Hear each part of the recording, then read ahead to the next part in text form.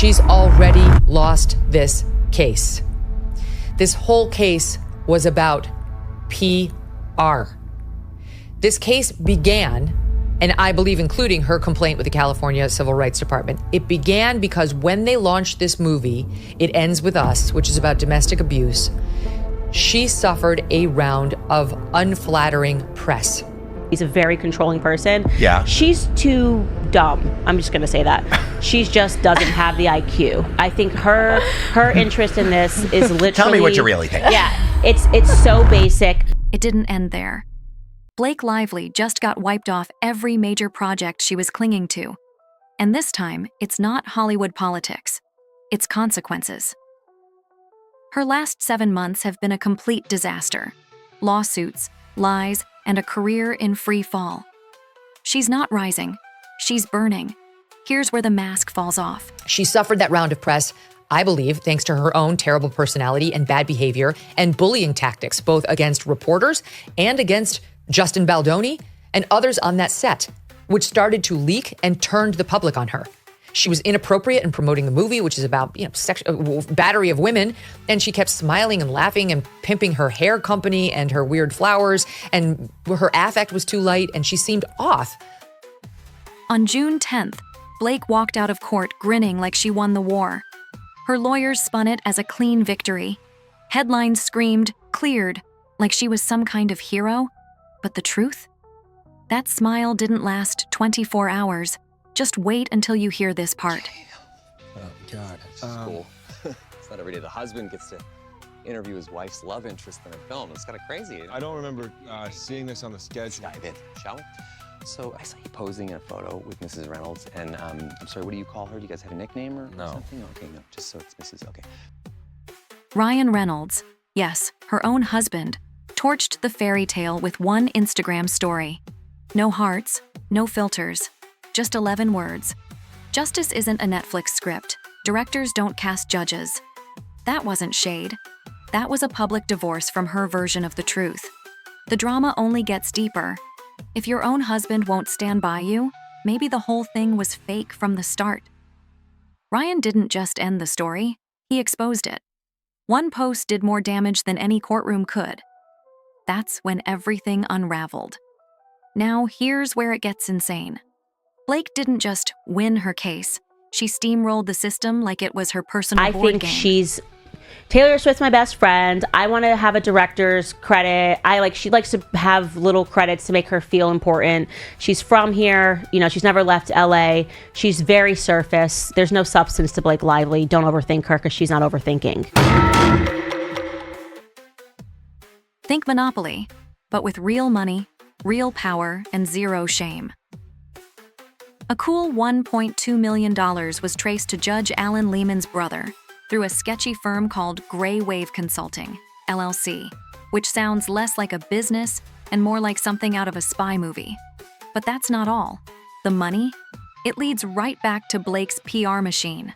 The same team that was reportedly sneaking into the judge's chambers. No badges, no records, just quiet visits that looked a lot like dirty favors. It seems like this movie will never get made. Blake Lively apparently is no longer attached to this project. It spirals from here. One assistant, who's now resigned, exposed the whole thing. Set it straight. Blake's legal team didn't outsmart anyone. They just outpaid the process. And here's the kicker. Judge Lehman's brother?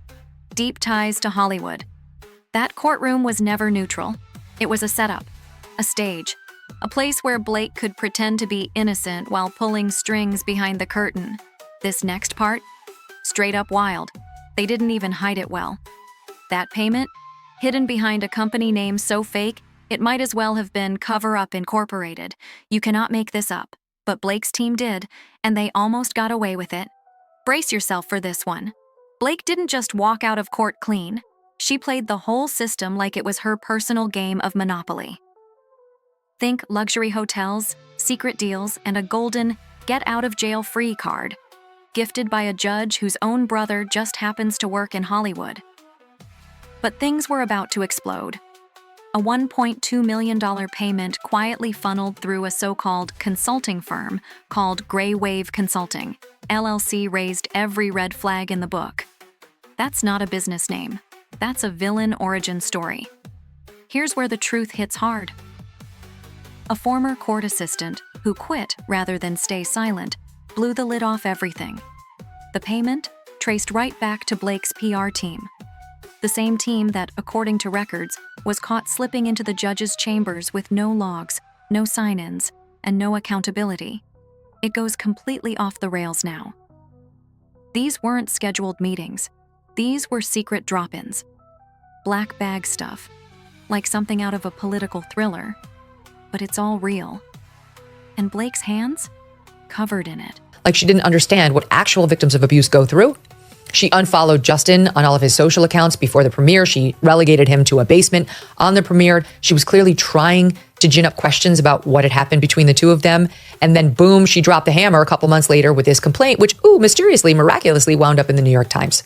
This was, in my opinion, Blake Lively trying to redeem herself in the public eye because she couldn't stand the round of bad publicity she suffered that she brought upon herself.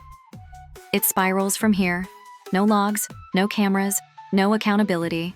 Just 4 secret meetings between May 14th and May 22nd, exactly one day before the judge dropped Blake's 2 biggest legal threats. But this next twist?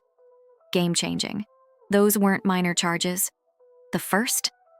Blake allegedly hijacked the film and shoved co-producer Justin Baldoni out, turning a major movie into her personal ego project. The second? Way darker. Blake was reportedly sitting on undisclosed financial deals tied to shady private investment groups, pushing casting and budgeting choices not for the story, but for her own profit. Here's where the truth hits hard. Those were the exact 2 claims Judge Lehman tossed, without argument, without trial, without explanation. Just a lazy, not specific enough. Really? Because Baldoni's team brought emails, contracts, timestamps, internal memos, still not specific enough? That's not a dismissal. That's a cover-up. But then everything changed. Blake thought this would all stay hidden, that the court win would silence the whispers. She thought the world would forget. And then, total chaos. At 6:17 a.m., before anyone had even finished brushing their teeth, Ryan Reynolds nuked the lie. 1 post, 11 words. And every mask came off. That's when the tables turned. Blake Lively didn't lose her career to the internet, or the press, or even the courtroom. Ben Shapiro gives his thoughts on Blake Lively and Justin Baldoni's heated situation. Yeah, I mean, it doesn't look good for Ryan Reynolds and Blake Lively. I mean, they look pretty terrible, and Taylor Swift seems like a not particularly nice person. You gotta feel a little bad for Justin Baldoni, who was basically drawn from obscurity to do this movie and then was big-footed by these much, much larger stars. I think Ryan Reynolds actually has a real image problem now. Ryan Reynolds' entire image is like happy-go-lucky, cool guy that you want to hang out with. Definitely not the kind of uptight person who would sit in a room and bully a director to listen to his wife for her script notes. You seem like kind of an ass. Ryan Reynolds and you got hit by this stray, you got to be pretty unhappy about it, I would imagine. He's the one with the most to lose. Justin Baldoni will go from semi-obscurity to actually some level of fame. Blake Lively will go from some level of fame to a little bit higher level of fame, but not in a good way. Ryan Reynolds he was uber famous. I mean, he was one of the biggest stars in Hollywood. And so for him to actually take this much mud on his hem is really bad for him. She lost it to herself. Her ego. Her need to control everything. Scripts, headlines, outcomes. She thought a perfect smile could cover corruption, that contour could hide a money trail, that filters could erase federal complaints. But this part left everyone stunned. No amount of glam can clean up illegal cash or erase 4 secret meetings tied to a rigged ruling. It turns darker from here. Blake truly believed she was above the rules, that if she smiled wide enough, she could twist the truth. She tried to direct her own courtroom drama like it was just another Netflix role. But justice doesn't follow her script, and this one got 0 stars. Rotten Tomatoes wouldn't even give it a pity review, and it gets even messier. In case anyone still doubts how deep this went, $1.2 million rerouted, 4 black bag meetings, 2 critical claims erased without trial, a PR firm that ran for the hills, and Ryan Reynolds breaking silence to blow the whole thing open. Here's where it really explodes. Blake didn't just interfere with a film, she hijacked it. Like, actually hijacked it. This wasn't some metaphor. The film had been in development for 5 years, and she flew in late 2022 like she owned it, tagged herself as executive producer, and started remaking the whole thing in her image. It didn't end there. The story? A raw, powerful tale of trauma and healing. It Ends With Us wasn't a rom-com. It was Justin Baldoni's passion project. Years of licensing, casting, crewing, building from the ground up. Now here's where it gets insane. Blake took that emotional weight and tried to dress it up with pastel edits and flirty and yummy vibes. Yes, that's what she called it. A story about abuse. And she rewrote it like a Pinterest brunch ad. Justin? Spent 5 years doing the heavy lifting. Blake? Walked in after a hiatus, slapped on a title, and bulldozed through it like it was hers. This is where it all falls apart. And then came the bombshell. CBS Films had been tied to It Ends With Us since 2017. Blake's name sat on it for nearly a decade, locked in as star and executive producer. It was her fallback plan, her legacy project, her retirement safety net. But this next twist? Game-changing. She's out, quietly detached. No announcement, no statement, not even a weak excuse.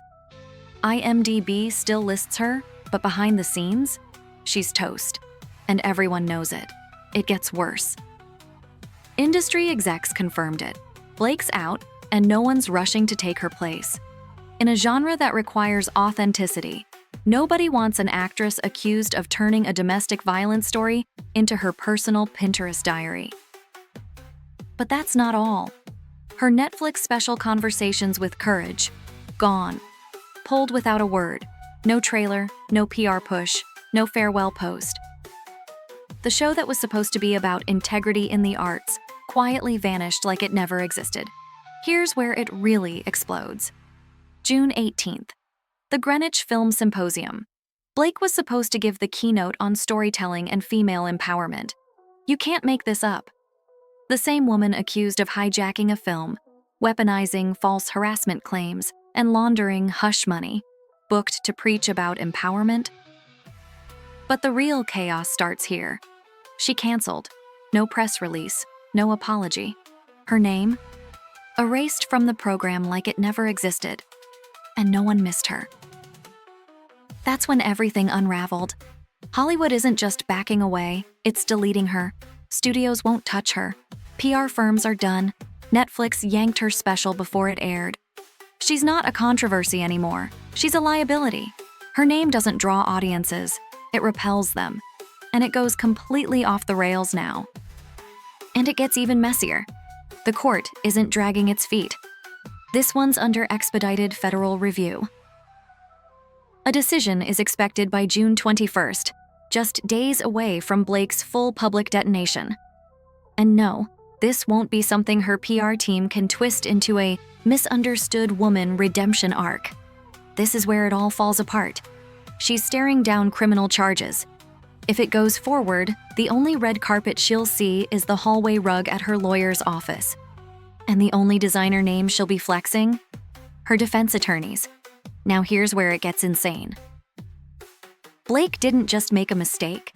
She launched a full-blown self-destruction campaign dressed up like a comeback. She didn't get involved with Justin's film.